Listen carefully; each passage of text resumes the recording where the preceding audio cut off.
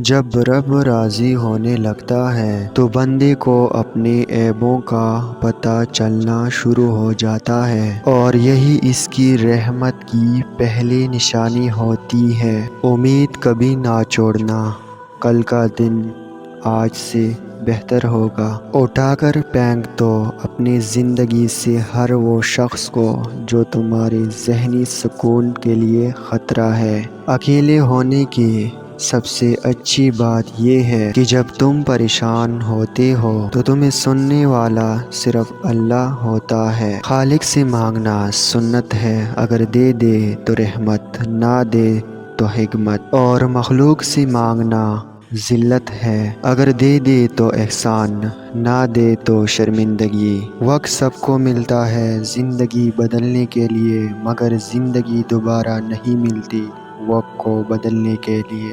بات بات رونے والے بات بات ہنسنے لگ جائے، ان جیسا مضبوط کوئی نہیں ہوتا، نہ کوئی انہیں ہرا سکتا ہے۔ اللہ سے اس قدر قریب ہو جاؤ کہ تم دعا مانگو تو فرشتے آمین کہیں۔ وہ جگہ چھوڑ دو جہاں تمہارے احساس اور تمہارے الفاظ کی قدر نہ ہو، پھر چاہے وہ کسی کا گھر ہو یا کسی کا دل۔ دل جس بات پر ضد کرتا ہے اللہ اسی بات پر آزماتا ہے۔ وقت اچھا ہو یا برا گزر ہی جاتا ہے، مگر باتیں اور لوگ ہمیشہ یاد رہتے ہیں۔ اگر کسی کی تکلیف دیکھ کر تمہیں تکلیف ہونے لگے تو سمجھ لینا تم اللہ کی بنائی ہوئی بہترین انسان ہو۔ منہ میں زبان تو سبھی رکھتے ہیں، مگر کمال وہ کرتے ہیں دوسرے سنبھال کر رکھتے ہیں۔ جو دو گے وہی لوٹ کر